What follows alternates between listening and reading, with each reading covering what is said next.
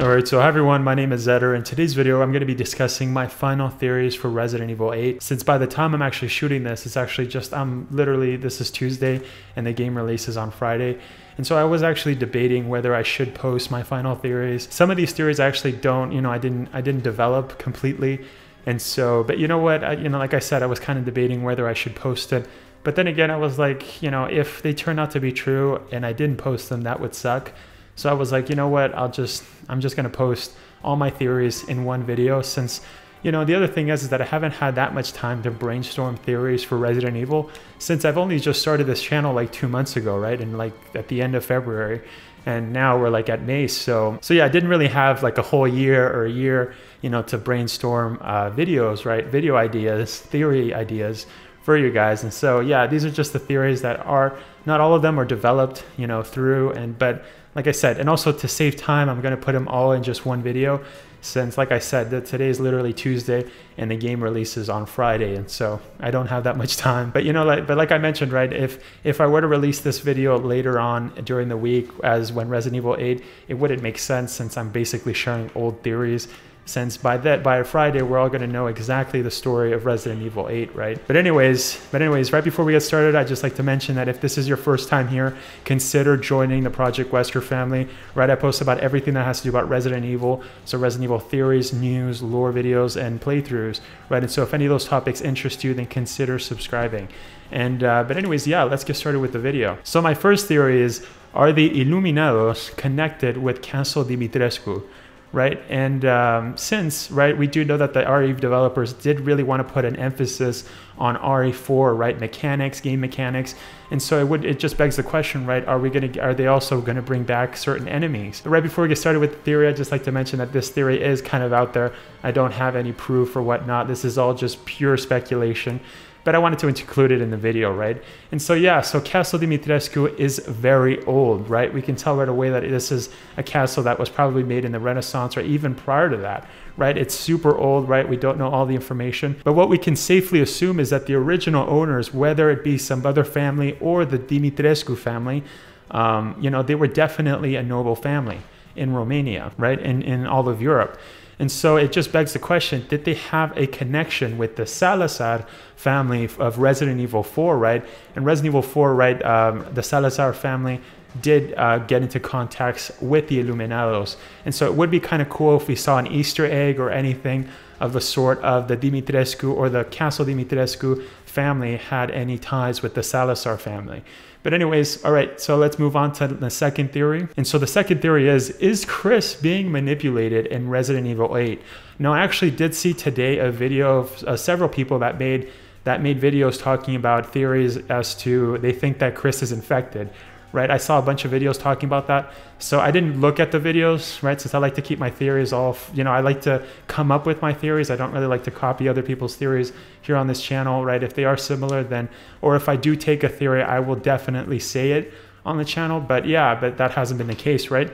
And anyways, but I think it's safe to say that Chris's intentions in Resident Evil 8 is pretty unclear and strange, to be honest, right? We're led to believe for one of the first trailers that Chris actually shoots Ethan Winters' wife, Mia, right? And then kidnaps his baby and then basically leads him all the way to Romania, right? And in the second story trailer, we did see a soldier, Chris's soldiers basically bash Ethan on the head, right? Or somewhere's around there because it was first person, so we don't know, right?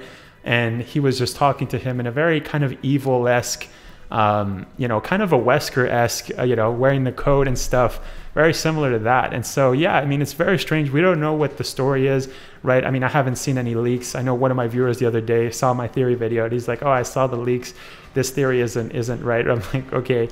But like I mentioned, right, we don't know exactly the situation with Chris. All we know is that Chris's actions are very strange, right? And so this leads me to believe, what if Chris is being manipulated the same way that Jill was being manipulated in Resident Evil 5? So if we all do remember, Jill actually did have a mechanism on her chest that would inject her with some kind of virus that would actually make her into like a literal zombie, right?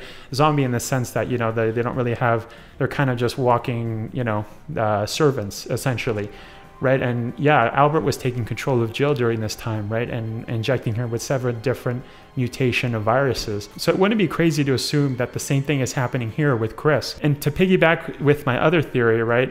Will Albert Wesker show up in Resident Evil 8? So I'll leave a tag for the video. I do post in the video some evidence as to why I believe that Albert Wesker is alive.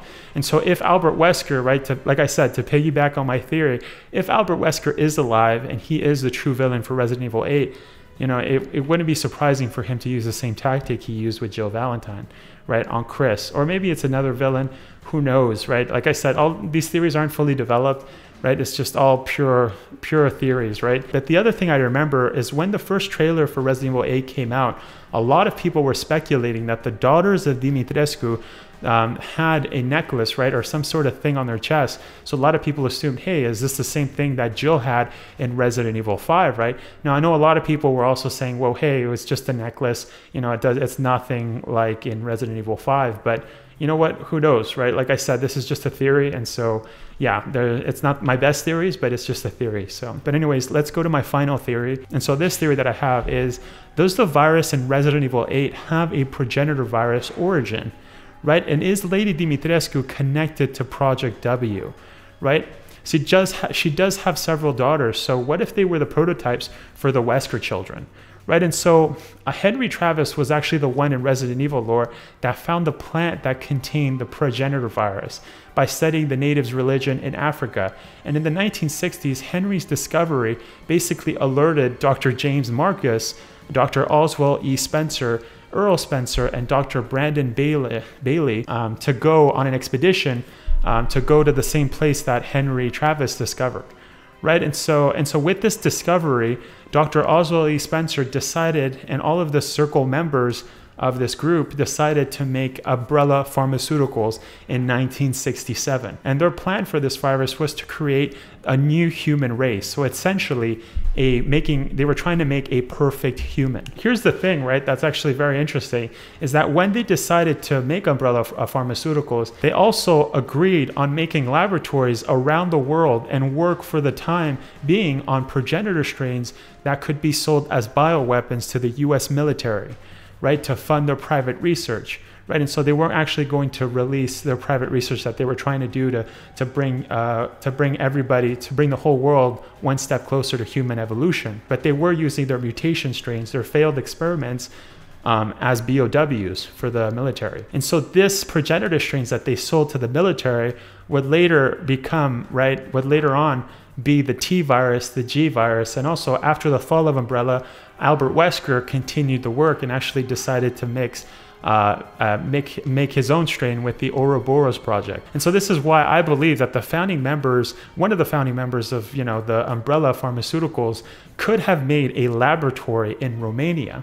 And he could have worked on a mutated strain of the progenitor virus that affected the locals. So the proof that I have for this theory is that in the second story trailer, we do see a rock, right, a pedestal of some sort in the village that actually in the middle has all of the crests for all of the houses surrounding Castle Dimitrescu, and in the middle there is the Umbrella logo. And so does this prove that the Umbrella company went to work on their virus near Dimitrescu's castle and perhaps start testing and mutating viruses that would lead to the inception of Project W, right? Since as stated, Lady Dimitrescu and her daughters are incredibly old. And we know this thanks to one of the letters in the castles from one of the workers, right? And I'm actually going to bring that up. Yeah, and so it's actually dated June 9th, 1958. So it was my first day working at the castle today, and I was most shocked to see the masters of the house were all women. The mistress and her daughters were very adamant that they wouldn't bite. It was quite peculiar. June 23rd, 1958. It's been 2 weeks since I started working at the castle, and I'm a little afraid. Another maid, Adela, made a mistake, and Miss Daniela slashed her face with a knife. And that night, I can hear wailing as if ghosts roam the halls. I want to go home. Right? And so on July 8th, 1958, I don't know what to do, but the young ladies were complaining that it was too hot and stuffy during dinner. So I opened the window just to crack, shut it now. They all shrieked at me in unison. And I fear I may be taken down into the cellar, never to be seen again. I don't know what to do. I don't know what to do, right? And so with this letter of the worker, right, we can safely assume that the daughters of Dimitrescu, so the inhabitants of Castle Dimitrescu, are incredibly old, right? And we can tell that by their fashion as well, right? Their fashion is very kind of like 40s, 1940s, 1930s, right? I'm not a fashion expert, but it's around that area, right? Obviously, they don't age, since that letter was dated in the year of 1958. And on top of that, and one of the supernatural abilities that the progenitor virus gives the person that's infected with it is a unnaturally long life. All right, so as stated, those are all of my theories for Resident Evil 8. I hope you guys enjoyed the video, and I'll pass the question off to you guys, the Resident Evil community. Let me know down in the comments if you guys agree with my theories or if you disagree with them. And I know that I stated that these theories, I didn't really have a lot of time to work on them and brainstorm them. But yeah, you know, who knows? But like I said, right, I wanted to post them, even if they turn out to be wrong, or who knows, maybe they're right. You know, at the end of the day, it doesn't matter, because making these videos, these theory videos, is actually super fun, right? And I get to have a conversation with you guys. And so, but in any case, let me know your thoughts down in the comments. And just so you guys know, I can't wait to play Resident Evil 8. I will actually be doing a playthrough of Resident Evil 8 on my channel, so you guys can look forward to that. So that's the end of the video. But if you guys enjoyed this video, make sure to knife that like button. And if this is your first time here, consider shooting that subscribe button in the face. And remember to punch that notification bell. And just like I stated at the beginning of the video, I consistently post about everything that has to do about Resident Evil. So that includes news, lore videos, theories, and playthroughs. And so if any of those topics interest you, then consider joining the Project Wesker family. And also feel free to follow me on my Instagram, which is Project Wesker RE. And yeah, I actually post different RE content there. So thank you so much for watching, everybody. And I'll see you guys on the next one. The right to be a god. That right is now mine.